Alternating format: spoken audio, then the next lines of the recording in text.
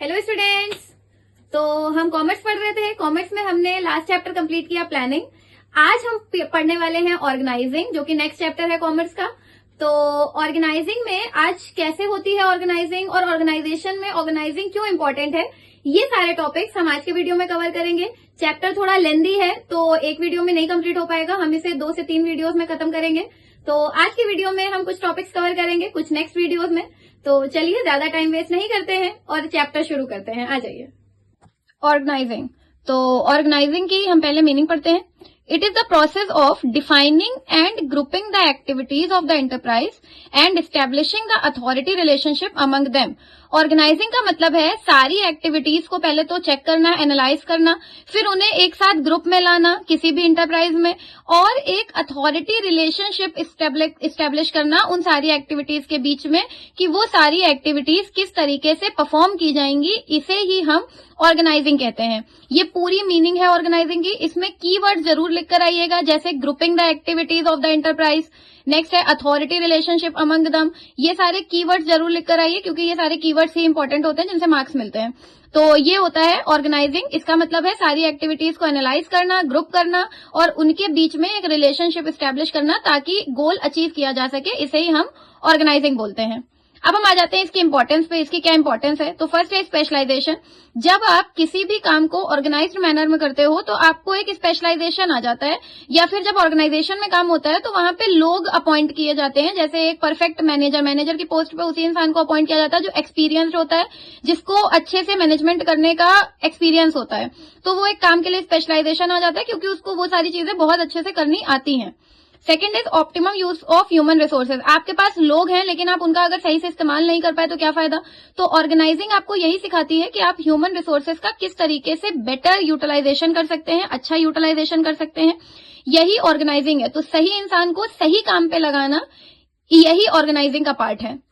Next is coordination and cooperation. अब आपने लोग तो लगा दिए, अब ऑर्गेनाइजिंग में आपको उन लोगों के बीच में कोऑर्डिनेशन बैठाना पड़ता है, सारी एक्टिविटीज के बीच में कोऑर्डिनेशन बैठाना पड़ता है, और एट द सेम टाइम आपको उन सारे लोगों में, क्योंकि जब बहुत सारे लोग होते हैं तो डिफरेंट माइंडसेट्स होते हैं, कॉन्फ्लिक्ट्स आते हैं, तो वो कॉन्फ्लिक्ट्स ना आए इसके लिए उनमें कोऑपरेशन बना रहे, इसके लिए आपको ऑर्गेनाइजिंग करनी जरूरी होती है।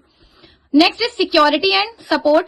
अब कोई भी पर्सन काम कर रहा है तो उसको वो सिक्योरिटी चाहिए कि वो अच्छा काम कर रहा है, और एक जॉब सिक्योरिटी होती है तो उसको वो सिक्योरिटी मिलनी चाहिए। जब एम्प्लॉयज को सिक्योरिटी मिलती है तो वो हमेशा काम करने को लेकर मोटिवेटेड रहते हैं। जब वो काम करने को लेकर मोटिवेटेड रहते हैं तो वो आपको अच्छा काम करके देते हैं और आपको ऑर्गेनाइजेशनल गोल अच्छे अचीव होते हैं।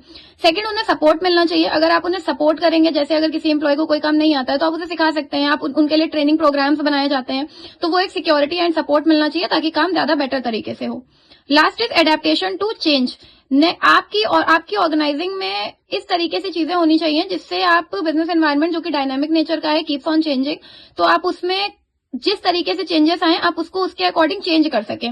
ये ऑर्गेनाइजिंग का सबसे मेजर इंपॉर्टेंस है, जिसकी वजह से ऑर्गेनाइजिंग करी जाती है, ताकि बिजनेस एनवायरनमेंट के अकॉर्डिंग ही चीजें चेंज हो पाए।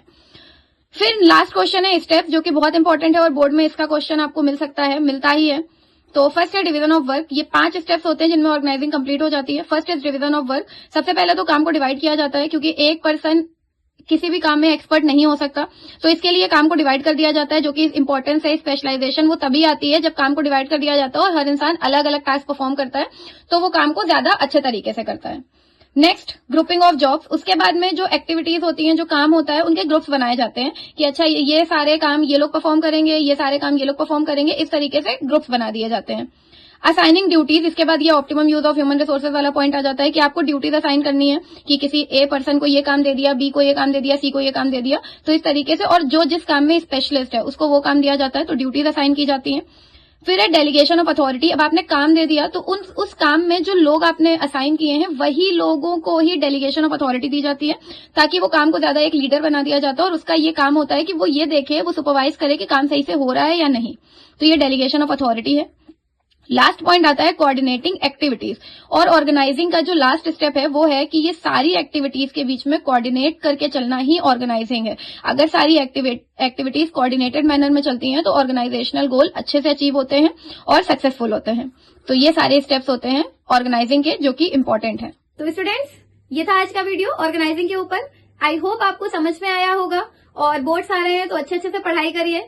टॉपिक क्लियर हुआ होगा। अगर नहीं हुआ है तो मुझे कमेंट सेक्शन में बताइए। वीडियो लाइक करिए, दोस्तों के साथ शेयर करिए और चैनल को सब्सक्राइब करिए। Thank you so much.